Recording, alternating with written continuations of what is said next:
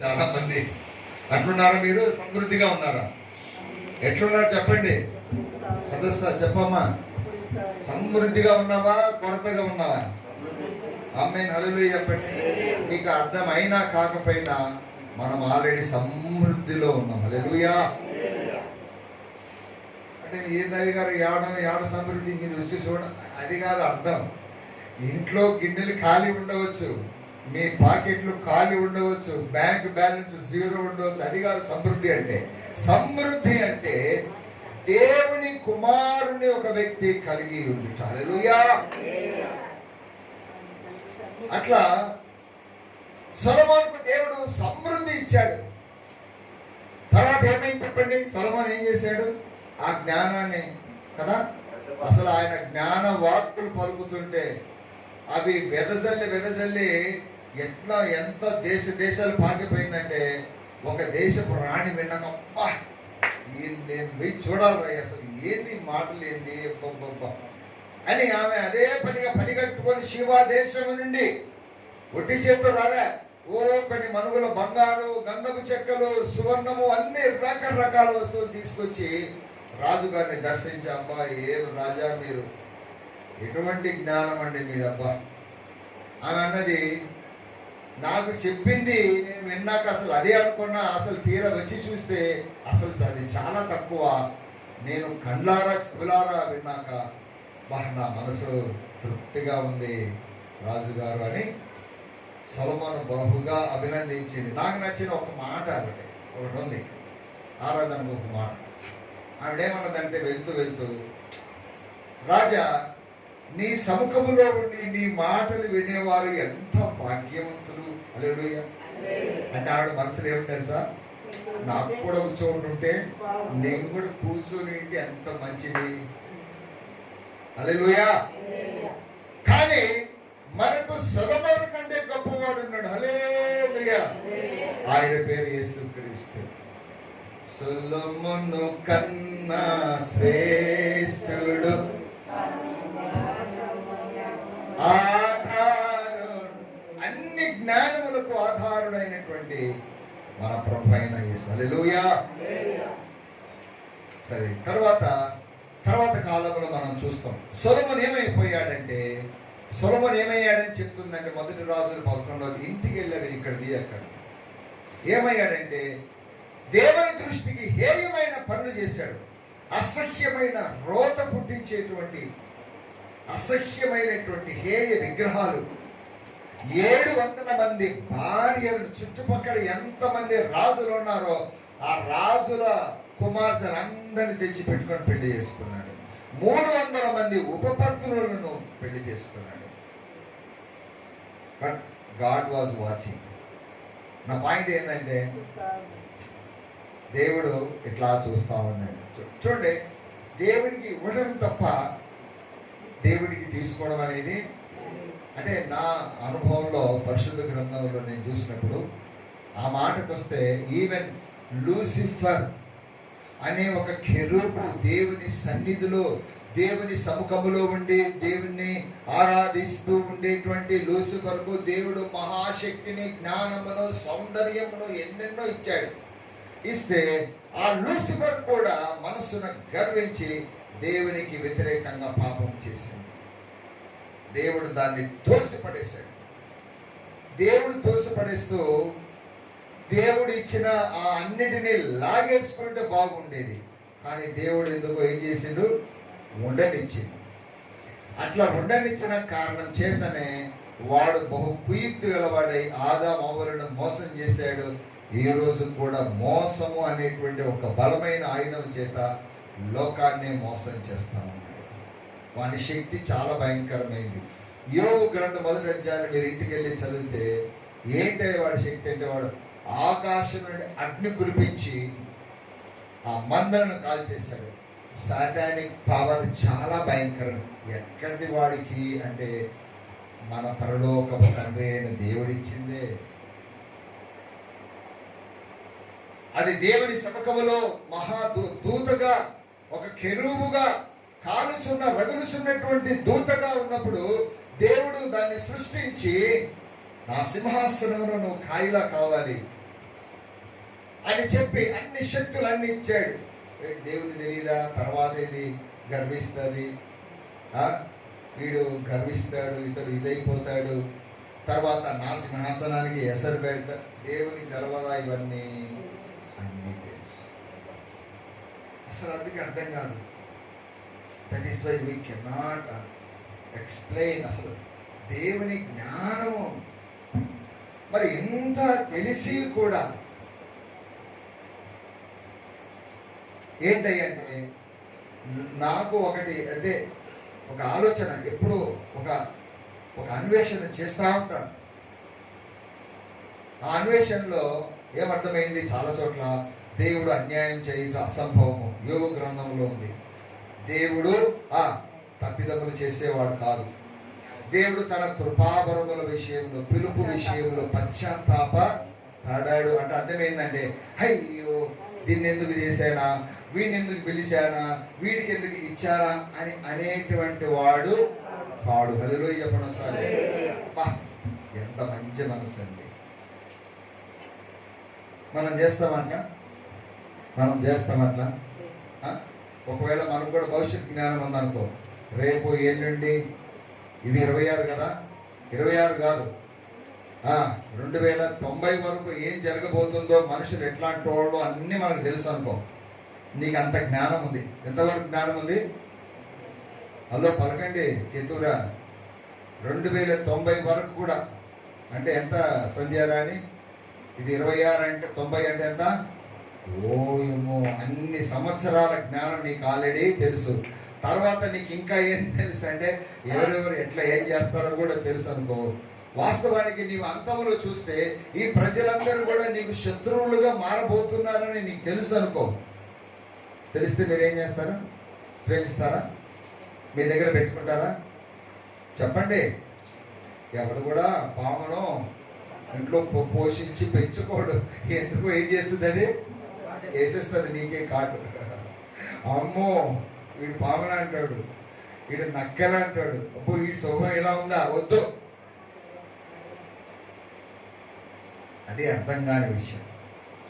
దేవుడు ఎంతగా ఇచ్చి ఎంతగా పరీక్షించి చివరికి సొలొమోను, బైబిల్ చెప్తుంది, సొలొమోను హృదయము దేవుని యొద్ద నుండి తొలగిపోయెను అని. దేవుడు అంట మళ్ళా వచ్చిందంట, ఊరికే ప్రత్యక్షపరుచుకుంటుండు.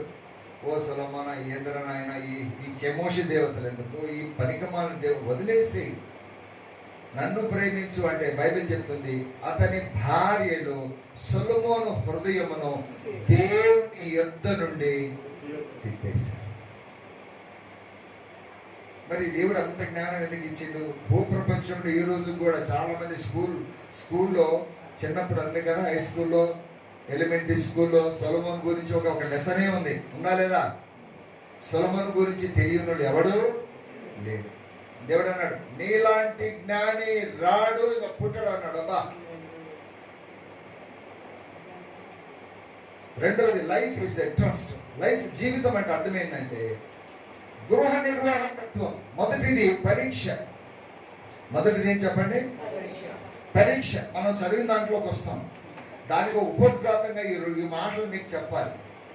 దేవుని కూర్చున్నటువంటి జ్ఞానములో మనం ఎదిగే కొద్దీ దేవుడు అంటే ఎలాంటి వ్యక్తో మనం ఎదిగి తెలుసుకునే కొద్దీ మనం దేవుని మాటకు తూచా తప్పకుండా లోబడాలి, విధేయత చూపించాలి. దేవుని మాట ఎంత యథార్థమైంది, ఎంత సత్యమైందంటే దేవుడు అన్నాడు, కనబడేవి అనిత్యమును అన్నాడు. కనబడేదంతా ఒకరోజు ఏం కాబోతుంది? పంచభూతములన్నీ కూడా మహావేంద్రముతో ఇది నాశనం కాబోతుంది అన్నాడు. అన్నాడంటే ఎస్, దేవానికి స్తోత్రం అనాలి. మరి నాశనం అయిపోయే దాంట్లో నువ్వు ఏం పూడ్చుకుంటావు? నాశనం అయిపోయి తీసుకొచ్చి ఏం బీరువాలో పెట్టుకుంటావు నువ్వు? మరి అది బుద్ధిహీనమైంది కదా. అందుకే యేసుప్రభు దగ్గర ఒక కుర్రోడు వచ్చాడు, ఒక ఆఫీసర్, యవనస్తుడు, అధికారి, రిచ్ మ్యాన్. నేను నిత్య జీవంకి వెళ్ళాలంటే ఏం చేయాలి? యేసు అన్నాడు, ఇదిగో నీకు కలిగినవన్నీ కూడా వదిలేసాయి. ఎందుకు? నువ్వు పరలోక రాజ్యంలో నీకు కలిగినవి నువ్వు తీసుకుని పోలేవు, అవి ఇక్కడనే వదిలేసేయాలి, అవి ఇక్కడనే విడిచిపెట్టాలి. మనకు ఇంత తెలిసినా కూడా మళ్ళీ వాటిని పెనవేసుకోమంటాం. ఎంతన చెప్పండి, నేను క్రైస్తవుల గురించి మాట్లాడుతున్నాను, విశ్వాసుల గురించి మాట్లాడుతున్నాను.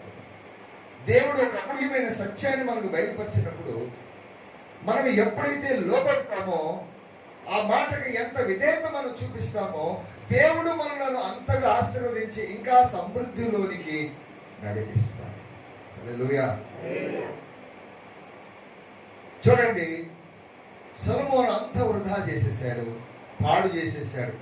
జ్ఞానం పోయింది, ఐశ్వర్యం పోయింది, అంత పరులకు ఇచ్చేశాడు.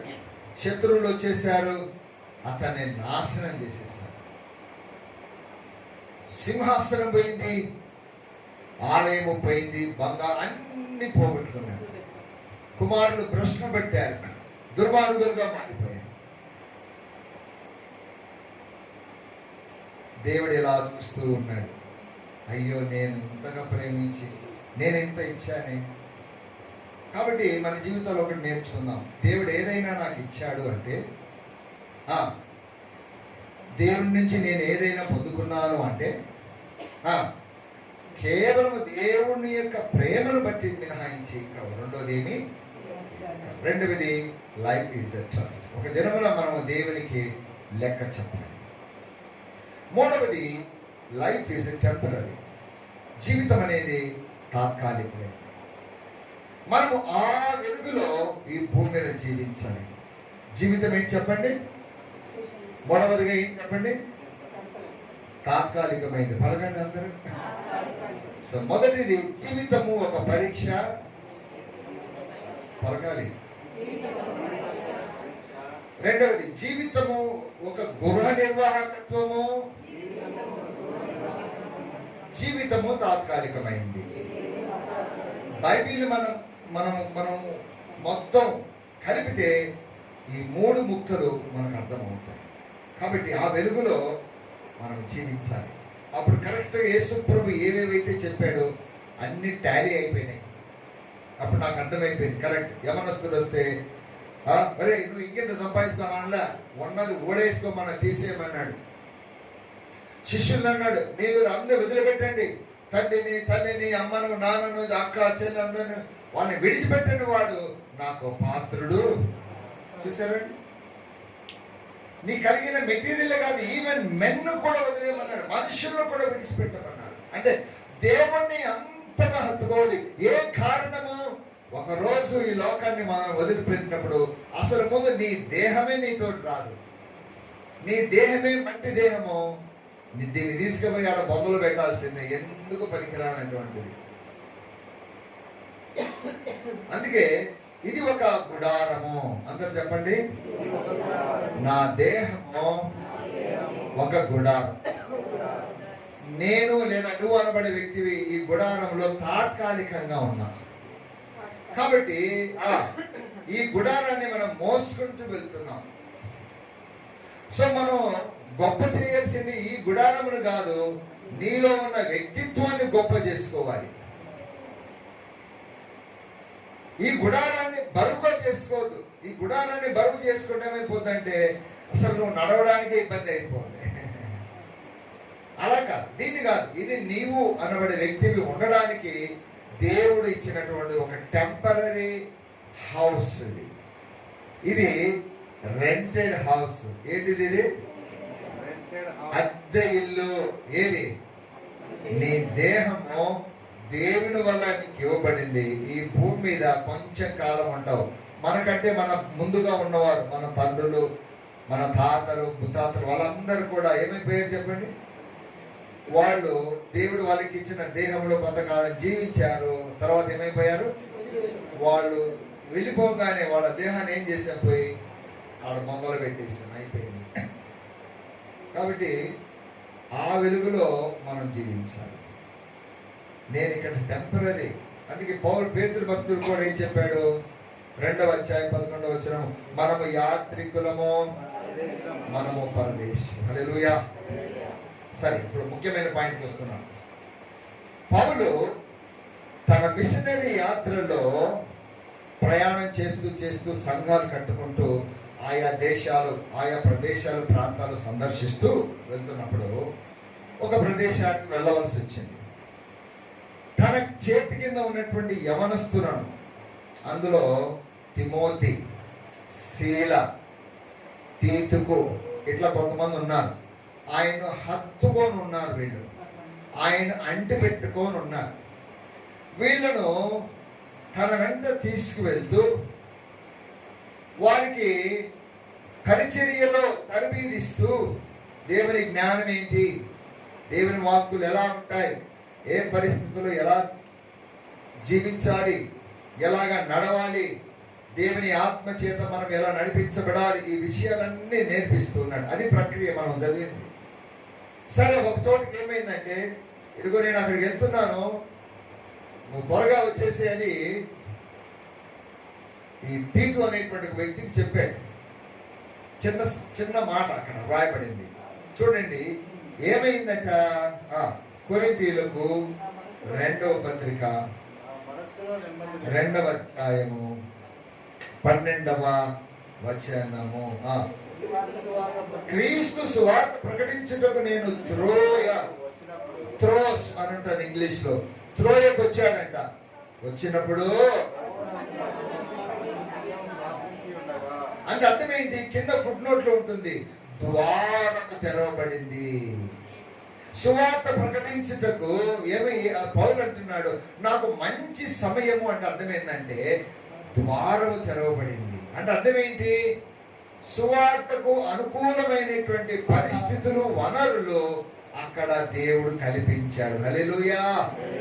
అదనమాట. మనం ఎక్కడికైనా వెళ్ళాలి అంటే మనం కూడా ఇట్లా ప్రార్థన చేయాలి, దేవా అక్కడ ద్వారం తెరవండి.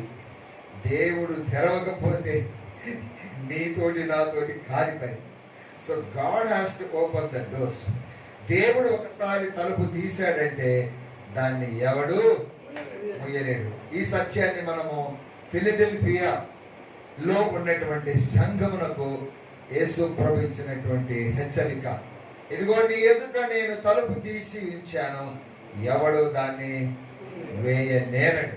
కాబట్టి ఇప్పుడు సువార్త అనేది అనేక స్థలాల్లో ప్రకటించబడతా ఉంది.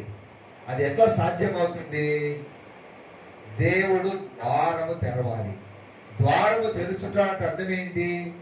పరిస్థితులు అనుకూలపరచుట. దేవుని వాక్యము విత్తుటకు అనువైనటువంటి పరిస్థితులను దేవుడు కల్పించటమే ద్వారము తెరుచుట అని అర్థం. హల్లెలూయా. సరే, ఇక చాలా సంతోషమైంది. అబ్బా, దేవుడు ద్వారం తలుపు తెరిచాడా అని సంబరపడుతుంటే ఈలోగా అనుకోకుండా ఒక సంఘటన జరిగింది. ఏంటది? సహోదరుడైన తీతు నాకు కనబడలేదు. సహోదరుడైన తీతు నాకు కనబడలేదు. తీతు ఎవరు? ఒక చిన్న పిల్లాడు, జస్ట్ ఏ బాయ్. అపోస్తలుడైన పౌలు ముందు తిమోతి, చిన్న చిన్న పిల్లలు, యూత్, మీలాంటి యూత్, అభిషేక్ లాంటి వాళ్ళు, అంతే అంతే. పౌలు గారు చాలా పెద్ద మనిషి. అంటే పెద్ద అంటే ఇంతలా ఉంటాడని కాదు. పెద్దోడు అంటే అర్థం ఏంటంటే ఆయన విద్వాంసుడు, ఆయన ధర్మశాస్త్రంలో ప్రవీణుడు. ఆయనతో చూసుకుంటే వీళ్ళందరూ కూడా ఎల్కేజీ స్టూడెంట్స్ అని చెప్తే అర్థమైపోతుంది. అర్థమవుతుందండి మీకు ఎల్కేజీ స్టూడెంట్స్ అని? సో పౌలు ఇట్లాంటి కుర్రాళ్ళని వెంబడ పట్టుకొని వెళ్తున్నాడు. ఎందుకు? అది దైవ సంకల్పం. ఒక తరము గతించిపోతున్నప్పుడు ఇంకొక తరాన్ని అపోస్తలుడైన పౌలు ఎట్లా తయారు చేశాడో మనం ఆ 2వ పాఠం కూడా నేర్చుకుంటాం.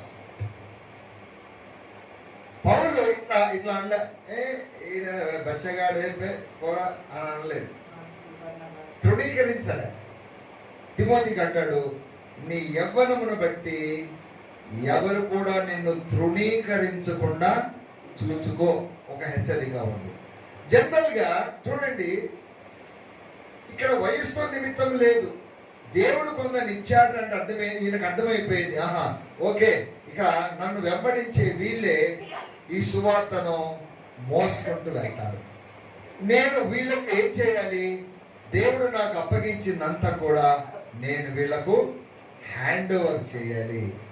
I must hand over the torch. Torch అంటే తెలుసు మీకు? పరుగు పందెంలో ఒక ఒక ఒక కాగడ అంటే తెలుసు కదా. కాగడ అంటే ఒక కర్ర ఉండి, కర్రకు ఒక బట్ట ఉండి, దానికి ఇంత గ్యాస్ అనేది పోస్తారు, అంటించబడుతుంది. పరుగు పందెలు ఏం చేస్తారంటే ఒకరు ఒక రౌండ్ పోయించాక అక్కడ రెడీగా ఇంకొకళ్ళు ఉంటారు, వాళ్ళ చేతికి అప్పగిస్తారు, వాళ్ళు పరిగెడుతూ ఉంటారు. అట్లాగనమాట పౌలు పరిగెడుతూ అనేక ప్రదేశాలు సందర్శించి సంఘాలు కట్టిన తర్వాత ఆయన వెనక ఉన్నటువంటి కుర్రోళ్ళు ఉన్నారు. ఎవరు? పౌలు, తిమోతి, తీతుకు, ఇంకెవరున్నారు? ఒనేసిమస్ ఎవరయ్యా అంటే ఫిలోమోను డబ్బులు పెట్టి కొన్న బానిస. కానీ పౌలు వీడు బాంచ వెళ్ళరా అట్లా అనలేదు.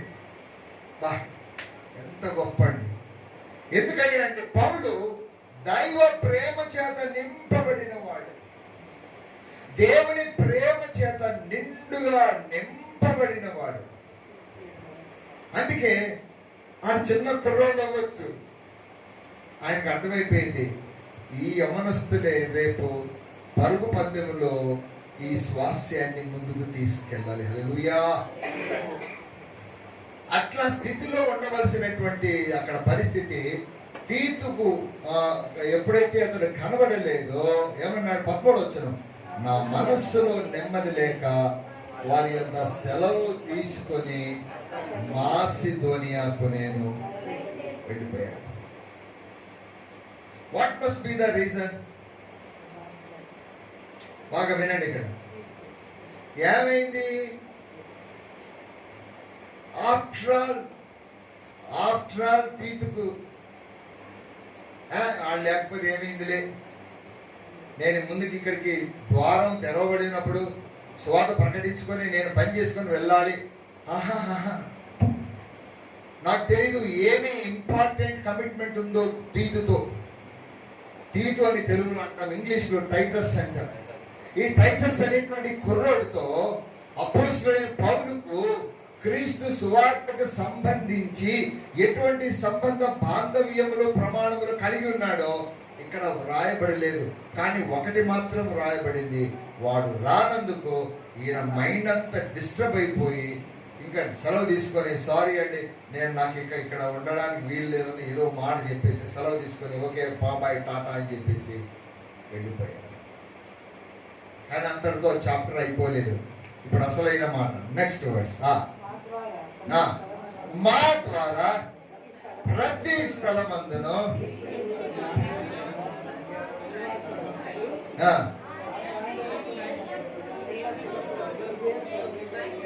హల్లెలూయా.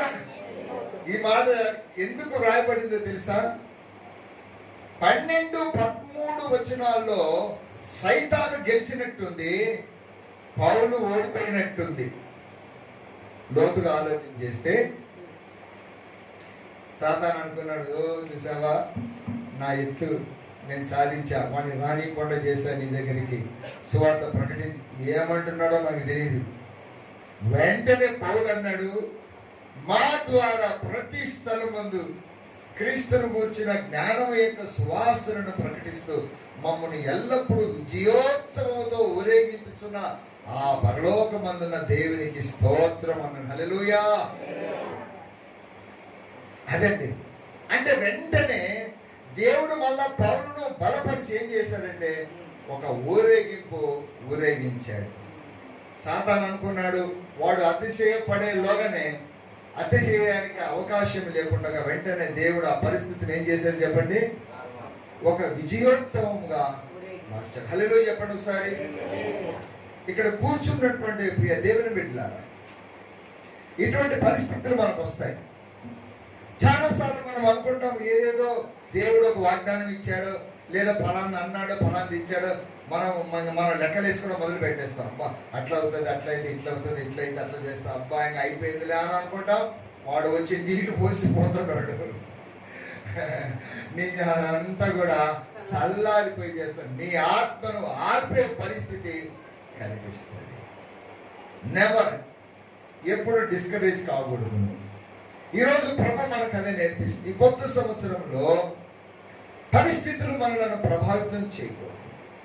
ఇంకా అయిపోయిందిరా, దెర్ ఇస్ నో హోప్, ఇంకా నేను ఏమనుకున్నాను ఏది సాధించలేనేమో అని అనుకునే తరుణంలోనే వెంటనే దేవుడు పౌలును లేపి, ఏ కమాన్, సాతానుకు అతిశయం లేదు, వాడు అతిశయించడానికి వీలు లేదు. కీర్తనలో చూడండి ఒక మాట గుర్తుకు వస్తుంది, మనం చదువుకుంటాం. 41వ కీర్తన, సామ్స్. హల్లెలూయా. 41వ కీర్తన 11వ వచనం చదవండి, ఎంతో చక్కగా ఉంది. నా శత్రువు నా మీద ఉల్లసింపక ఉండుట చూడగా. హల్లెలూయా, స్తోత్రం చెప్పండి దేవునికి. వాడు ఏం చేయలేకపోతున్నాడ? శత్రువు మన మీద ఏం చేయలేకపోతున్నాడు అంటే ఏంటంటే అతిశయం. అందుకే వాడిని ఎప్పటికప్పుడు తొక్కి పడేస్తున్నది. రోమ 16:20లో రాయబడింది, సాతానును మీ కాళ్ళ క్రింద శీఘ్రముగా చిత్తగా దొక్కించునుగా. హల్లెలూయా. కాబట్టి వాడు మన మీద అతిశయపడతా ఉంటాడు. ఏటాడు వేస్తున్నావులో సాతాను ఎట్లా వచ్చావు అంటున్నావు. హల్లెలూయా. రెండవ మాట ఏంటంటే, మన ఆధ్యాత్మిక జీవితంలో ఫ్రమ్ విక్టరీ టు విక్టరీ, మనము విజయం నుండి అత్యధిక విజయంలోకి మనం వెళ్ళాలి. అందుకే సంవత్సరాలు గడిచే కొద్దీ మీకు 10 సంవత్సరంలాగా ఉంటుంది 26 అనేది. అందుకే మీరెవరు కూడా మీరేం చేయకూడదు తెలుసా?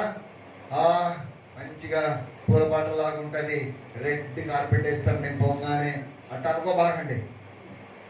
మరి నేను పోగానే నన్ను పిలుస్తారు, టీలు చాయలు ఇస్తారు, ఎవ్వడి అవి కాదు, నీ మొహమే చూడరు. నువ్వు అనుకున్నదంతా అక్కడ వేసరికి ఏమైపోయింది, ఉల్టా అయిపోయింది. అదేంటి, కనీసం పిలుస్తారు అనుకుంటే నేను ఇటు చూస్తారు కానీ ఏమన్నారు, హలో అన్నారు, ప్రైజ్లు అన్నారు, వెల్కమ్ చెప్పరు. మరి ఇక పిలిచింది ఎందుకు? నీకు ప్రశ్న వస్తుంది, అదేంటి రమ్మంటే వచ్చినాను, వస్తే ఏం చేయాలమ్మా, కనీసం చెప్పండి ఏం చేయాలి? బ్రదర్ ప్రైజ్లు వచ్చారబ్బా మీకు అన్నారు కదా. అట్లా ఎవరు అంటే మళ్ళీ పిలిచింది వాళ్ళే. అట్లా ఉంటాయి, భిన్నంగా ఉంటాయి. So don't expect all the things. అందుకే దేవుడు మనల్ని కొన్నిసార్లు అడకత్తెరలో పెట్టేస్తాడు. గత సంవత్సరం కంటే ఈ సంవత్సరంలో నీ విశ్వాసం అధిక విశ్వాసం అవ్వాలి అంటే దేవుడు నీ ముందు గడ్డు పరిస్థితులు తీసుకొస్తాడు. క్లిష్టమైన ప్రజలతో నిన్ను జోడిస్తాడు. నువ్వు ఇష్టం కాని పరిస్థితులు, నీ వంటి ఇష్టం లేని ప్రజలతో దేవుడు నిన్ను కలుపుతాడు. ఇలాగా అప్పుడు ఏమనకూడదు, ఏంటి ఈడొచ్చాడని అనకూడదు. వాడు నీకు టెస్ట్, అది నీకు పరీక్ష. హల్లెలూయా. ఎందుకో తెలుసా, ఆయన సెలవు లేకుండా నీ దగ్గరికి ఏది రాదు. ఒకవేళ వచ్చింది అంటే అర్థం ఏంటంటే అబ్బో టెస్ట్ రా ఇది. అందుకే 3 మాటలు చెప్పాను, life is a test, life is a stewardship, life is a temporary. కాబట్టి అట్లాంటి అవకాశాలు మళ్ళా పోయాయి అనుకో, పరిస్థితులు మళ్ళా నీకు రావు. చాలా మంది ఏం చేస్తారు తెలుసా అండి, బాగా వినండి. మీరు అనుకుంటారు అంటే దేవుడిని మనం ఒక పిక్చరైజ్ చేసేస్తాం దేవుని గురించి. ఏంటి దేవుడు మంచి వాగ్దానం ఇచ్చా, ఏంటప్ప ఇట్లా జరుగుతుంది, ఏది ఇట్లా పరిస్థితులు వస్తున్నాయి, ఏది వీడు తిరుగుతారు, వాడు తరుగుతారు, వీడు ఇది చేస్తారు, వాగ్దానం ఏమో చేశా, చెప్పిన దానికి జరుగుతున్న దానికి పొంతన ఎక్కడ మ్యాచింగ్ అవ్వట్లేదు, ఏమిటి అని ఆశ్చర్యపోక్కర్లేదు. హల్లెలూయా. దేవుడు యోసేపుకు ఒక మంచి కళ ఇచ్చాడు. నీ అన్నలందరూ నీకు దండం పెడతారా అన్నాడు. నీ అన్నలే కాదు, సూర్య చంద్రులు కూడా, వాళ్ళు కూడా నమస్కరిస్తారంటే తల్లిదండ్రులు కూడా. ఎట్లాంటి కళ భావాన్ని చెప్పేసరికి అన్నలు ఏమన్నారు? ఇందిరా మేము నీకు దండం పెడతామా, చూసుకోలే అని అన్నారు. పండ్లు నూరారు. సరే, వాళ్ళు ఏం చేశారో ఏం చేస్తారో ఈ మనోడికి అయితే తెలియదు. ఒకరోజు అన్నలు ఈ మందను మేపుకుంటూ వెళ్తే తండ్రి అన్నాడు, అరే నాయన, మీ అన్నలు దూరదేశం వెళ్ళారా మందలు మేపడానికి, ఇదిగో ఈ రొట్టెలు ఆహారాన్ని తీసుకొని మీ అన్నలకు ఇవ్వు నాన్న అనగానే, మంచిది డాడీ అన్నాను. వెళ్తూ వెళ్తూ యోసేపుకు ఇష్ట కుమారుడుగా ఉన్నాడు యాకోబుకు. అందుకని అతని మీదికి ఒక మంచి విచిత్రమైన చొక్కాయి ఒకటి కుట్టి అతని ఒంటి మీద వేశాడు. సరే, దూరదేశం వెళ్ళారు కదా, అడుక్కుంటూ వెళ్ళారు. అయ్యా ఇక్కడ ఫలానోళ్ళు అంటే గైడెన్స్ దొరికింది. చివరికి కొన్ని నెలలు నడుచుకుంటూ వెళ్తే అక్కడ దొరికాడు అన్నలు. అది అన్నలు వాళ్ళు కూడా గుర్తుపెట్టారు. వాళ్ళ సోదరులు చూసి ఏమన్నారు, ఒరే కళలు కన్నోడు వస్తుండు, వాడు వస్తుండు అని వాళ్ళు అనుకుంటుంటే ఈయన ఏమనుకుంటుండు, మా అన్నలు చూసి చాలా కాలం అయింది, ఇదిగో అమ్మ నాన్న ఇది ఇచ్చారు పోటాస్ అని పాపం ఈడు అనుకుంటుండు. కానీ వాళ్ళు ఏం చేసారు, రాగానే ఏంద్రా కళలు కంటావరా, మేము నీకు దండాలు పెడతామని చెప్పేసి ఆడ పదార్థాలు తీసి వస్త్రాలు తీసి అసలు వాడిని చంపేసి ఏమేమో అనుకున్నారు. అయితే పెద్దోడు రూబెన్ అడ్డొచ్చి అన్నాడు, ఒరే వాడిని ఏం చంపకండి, గుంతలు పోయినరా అన్నాడు. ఇప్పుడు చెప్పండి, యోసేపు మైండ్ ఏముంది? కళ ఏమొచ్చింది, ఏం జరుగుతుంది? హలో, మంచి జరుగుతుందా? కళకు జరగడానికి ఏమైనా పొంతన ఉందా? జాగ్రత్త,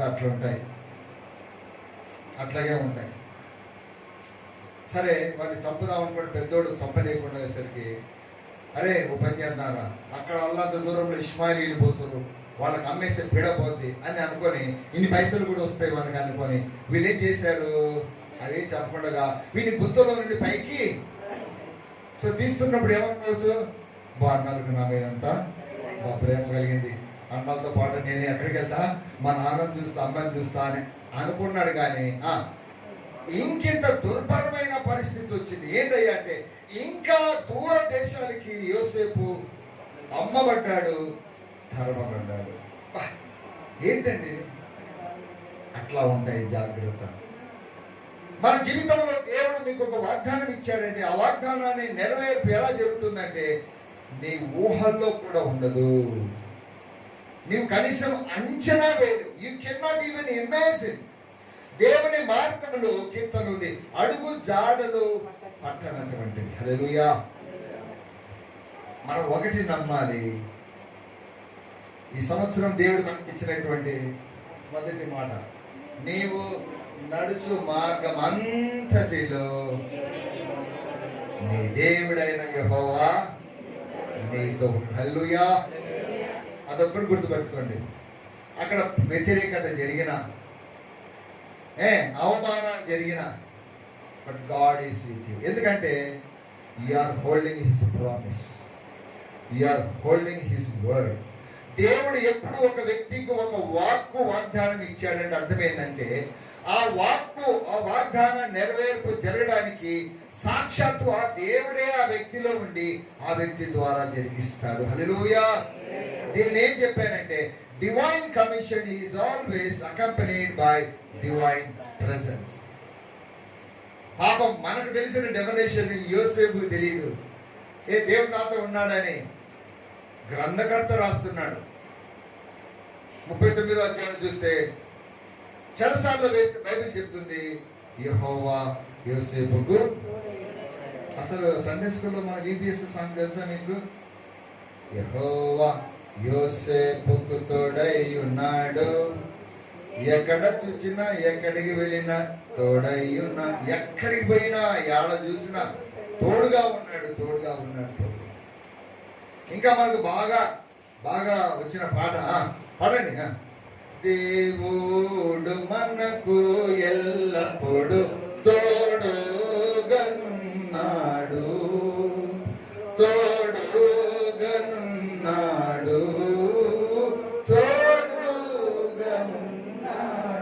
పాట పాడతాం కానీ అసలు సంగతికి వచ్చేసరికి నేను ఒక్కడున్నా. మరి ఆ పాట అయితే ఎగిరిపోయిందో బ్రదర్ సిస్టర్ ఏం చేశారు? ఎవరు లేరండి, అందరూ వదిలిపెట్టారు. అదేంటక్క మరి ఏం చేయలేదు?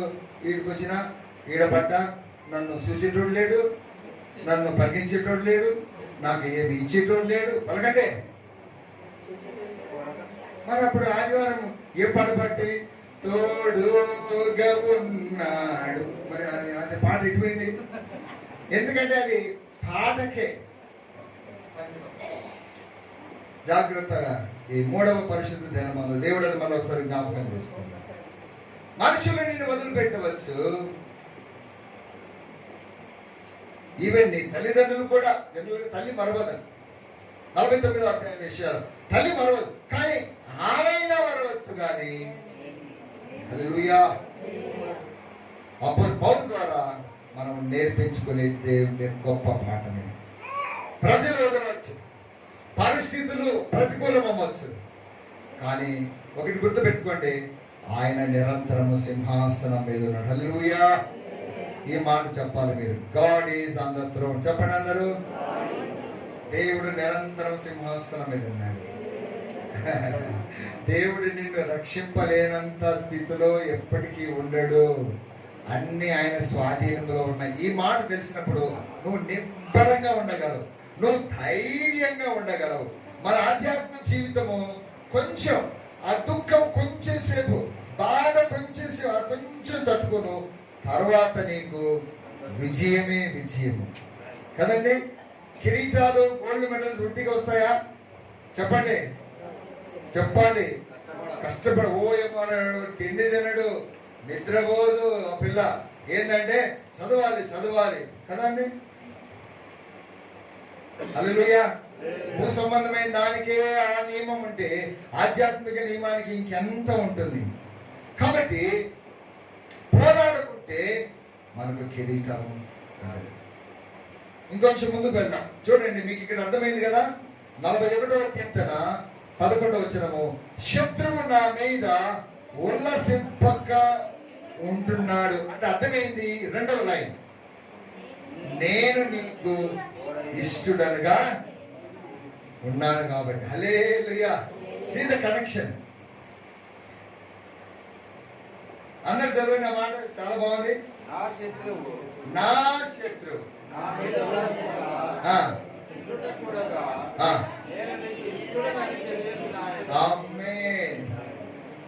మనము దేవునికి ఇష్టమని అని అంటే అర్థం ఏంటంటే, ఇంకొక కోణములో అపవాది మన మీద ఉల్లసింప. హల్లెలూయా. అంటే అర్థం ఏంటి? నువ్వు దేవుడికి ఎప్పుడైతే ఇష్టడుగా ఉంటావో, దేవుడు నిన్ను ఎట్లా కాయలా కాస్తాడంటే, అపవాది ఇంకా వాడు కింది మీదకి అవుతుంటాడు, ఏమీ చేయలేడు.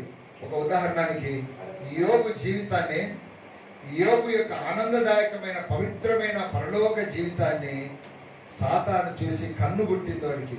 ఏందయ్యా నీ ఎడల యోబు ఉట్టిగా భయభక్తులు ఉందా? నువ్వు కంచె వేస్తువా?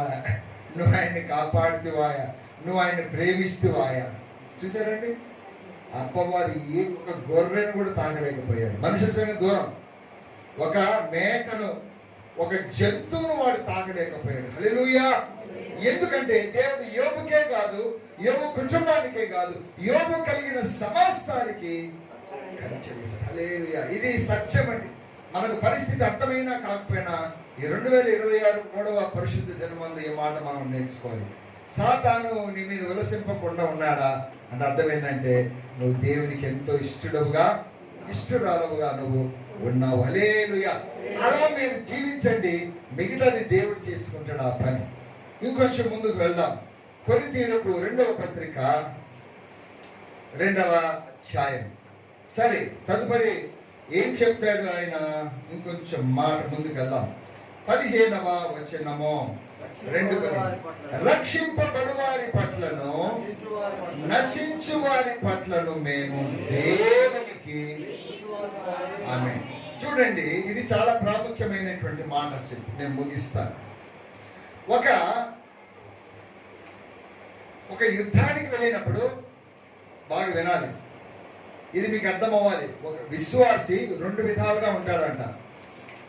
నువ్వు 2 సువాసనలు వెదజల్లుతావు. మరి ఇది ఎట్లాంటిది? రక్షింపబడే వారికి ఒక సువాసన, ఒక పర్ఫ్యూమ్గా ఉంటావు. అదే నీవు నాశనమైపోయే వారికి ఇంకొక పర్ఫ్యూమ్ అంట. అట్లెట్లా అంటే 2 విధాలుగా అదే మాట మీరు వినాలి. ఒక యుద్ధ భూమిలో మీరు వెళ్ళినప్పుడు, యుద్ధాన్ని జయించినప్పుడు అవతల పార్టీ వాళ్ళు ఏం చేయాలంటే, వాళ్ళు ఏమవుతారంటే మీకు సరెండర్ అవుతారు. వాళ్ళని చేతులు ఎత్తాలి. అప్పుడు వీళ్ళు ఏం చేస్తారు, వాళ్ళ కలిగిన దోపుడు సొమ్మంతా మొత్తం దోచుకున్నాక వీళ్ళను తాళ్లతో కట్టుకొని తీసుకొని వస్తారు. ఒక పెద్ద మైదానంలో చుట్టూరు అక్కడ పడేసి వీళ్ళు ఇప్పుడు ఆనందిస్తారు. ఎలాగా? ఆ చుట్టూరా కోటలు ఉంటాయి.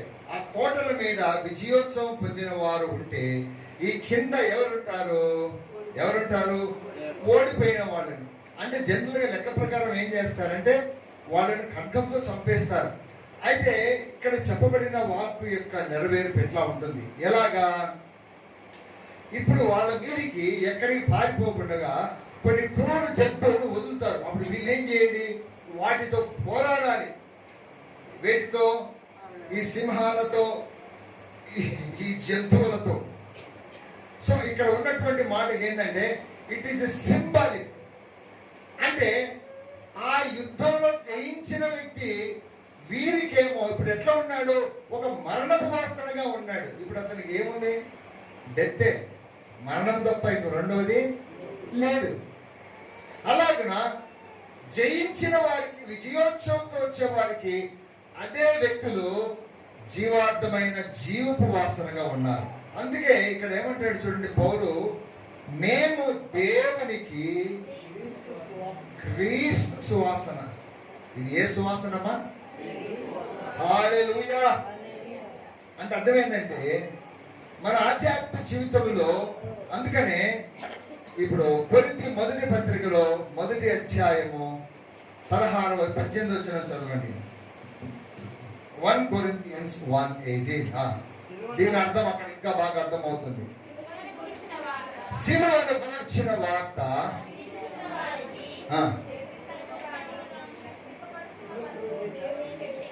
బాగా వినండి.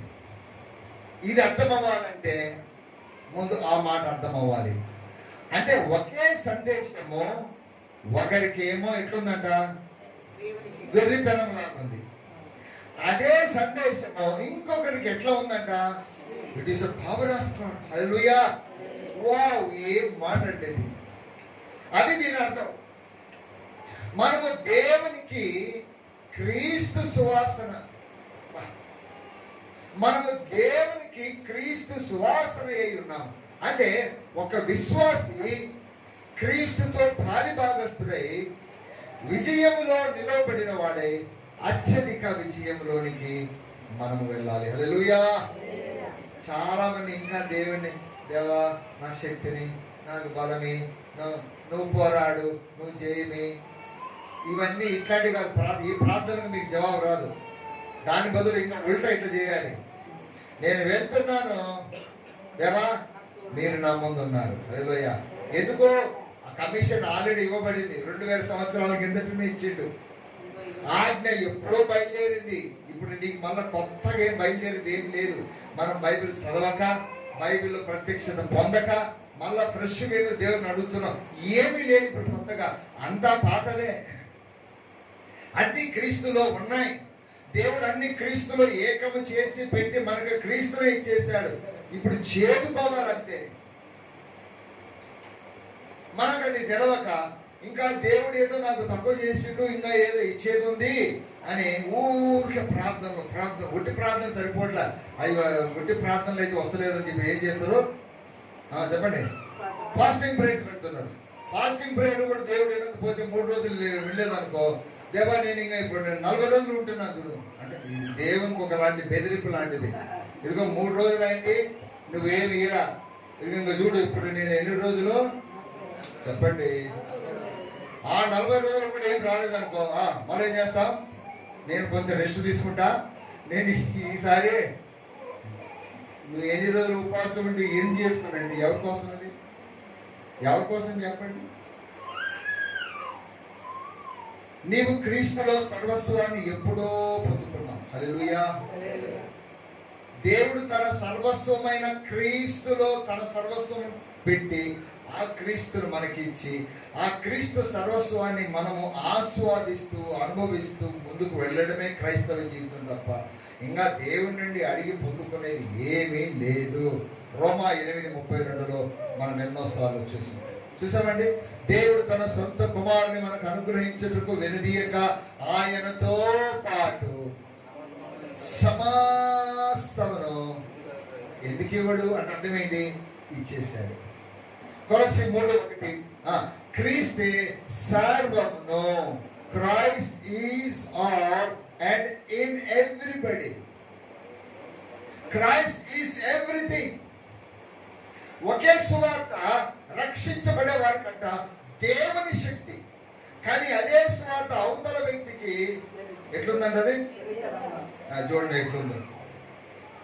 అంటే ఎట్లుంటుందంటే వాడిని అడగండి, వాడు చెప్తాడు, వాడు చెప్పాలండి.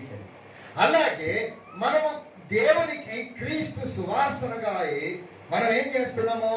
రక్షణ పొందే వారికేమో జీవార్థపు వాసనగా ఉన్నాం, నశించే వారికి మరణార్థపు వాసనగా ఉన్నాం. అంటే we smell both the ways.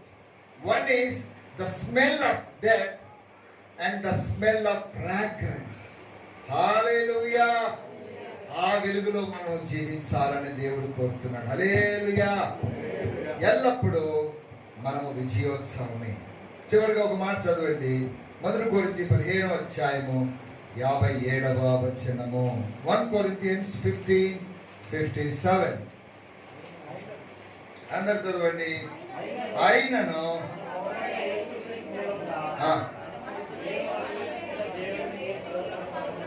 Hallelujah.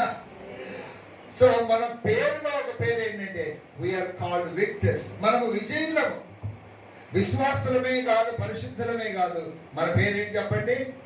We are విక్టర్స్. మనము అత్యధిక విజయులము. అందుకే 2వ అధ్యాయము 12వ వచనము 17వ వచనం వరకు ఇంకొక పుస్తకం రాశాను. Same ditto to ditto. గుర్తించారా మీరు? సేమ్ అధ్యాయాలు, సేమ్ వచనాలు. నేను ఓపెన్ చేయలా, ఓపెన్ చేసి చదివించలా మీకు. మీరు అక్కడ చదువుకోండి. యోహాను రాసిన మొదటి పత్రిక, same chapter, same number of versus లో విక్టరీ గురించి. హల్లెలూయా. అద్భుతమైనటువంటి విషయం.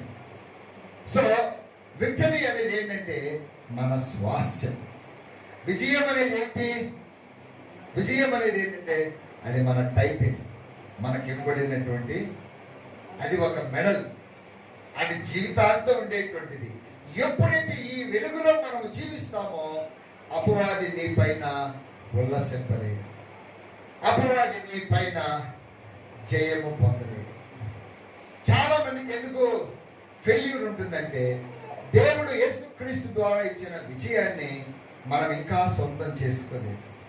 యేసుక్రీస్తు ద్వారా దేవుడు మనకి ఇచ్చిన దానిలో అనేకమైన స్వాస్థ్యములో ఒకటేంటయ్యా అంటే ద విక్టరీ, గెలుపు. గెలుపు అనేది విశ్వాసులమైన మనది. నీకు పరిస్థితులు ప్రతికూలంగా ఉండవచ్చు. ఒకవేళ వచ్చిందా, take a stand on it. దేవుడు నెక్స్ట్ మినిట్ ఏం చేయబోతున్నాడంటే దాన్ని ఒక విజయోత్సవంతో మార్చబోతున్నాడు. కృంగిపోకూడదు, నిరుత్సాహపడకూడదు, డిస్కరేజ్ అవ్వకూడదు. ఎస్ ఇది వచ్చిందా, yes I take a stand. నా దేవుడు నాతో ఉన్నాడు. మొదటి వాగ్దానం గుర్తుపెట్టుకోండి. నీవు నడుచు మార్గం అంతటిలో నీ దేవుడైన యెహోవా నీతో కూడా ఉన్నాడు. హల్లెలూయా. కాబట్టి మన విశ్వాసమును అక్కడ ప్రకటిస్తాం. క్రీస్తు శరీరాన్ని, క్రీస్తు రక్తమును తిని త్రాగుటలో అదే మన విశ్వాస సాక్ష్యం. 1 యోహాను పత్రిక 5వ అధ్యాయంలో ఏంటంట విశ్వాసి యొక్క విశ్వాసం ఏంటి చెప్పండి? లోకమును జయించిన విజయమే మన విశ్వాసం. ఆమేన్. హల్లెలూయా. ఇప్పుడు విక్టరీ అనేది కొత్తగా మన మీద యుద్ధానికి పోయి పోరాడేది కాదండి. No no no no. Already యేసు ప్రభు అన్ని చేసి ముగించాడు. ఆయన ముగించిన దాంట్లో మనం నిలవబడి మనము దాన్ని సొంతం చేసుకున్నాం. అందుకే మనకు హోంవర్క్ చాలా ఉంది. మనము చేయవలసిన ఈ విశ్వాస సంబంధమైన వాక్యాన్ని ఆపాదించుకున్నట్లు చాలా విషయాలు మనం చేయాలి. మీరు ప్రతిరోజు దేవుని స్తుతించడం మినహాయించి ప్రార్థనలో ఏమీ లేదు. దేవుని మన ఆధారపడుతూ దేవుడు మనకు యేసుక్రీస్తు ద్వారా ఇచ్చిన, అందుకే 2 వచనాలు 1 కొరింథీ 15:57, 2 కొరింథీ 2:14 వచనాలు, ఆ తర్వాత 1 యోహాను పత్రిక 2వ అధ్యాయము 12 నుంచి 17 వచనాలు కూడా కేవలం విజయోత్సవం గురించి మాట్లాడుతున్నాయి. దేవుడు అలాంటి కృపలో మనల్ని నడిపించను గాక. దేవుడి మాటలు ఆశీర్వదించి దీవించను గాక. మనము ఓడిపోవుటకు వెనుకంజ వేసే వారం కాదు, రక్షించబడుటకు మనము విశ్వాసం కలిగిన వారమై ముందుకు వెళ్ళేటువంటి వారు. పరిశుద్ధాత్మ అట్లాంటి క్రియలో నడిపించను గాక. యోగ్యమైన రీతిలో ప్రభువులలో పాల్పంపులు పొందుటకు పరిశుద్ధాత్మను మంచి ఉపదనలోనికి తీసుకువెళ్ళను గాక. ఆమేన్.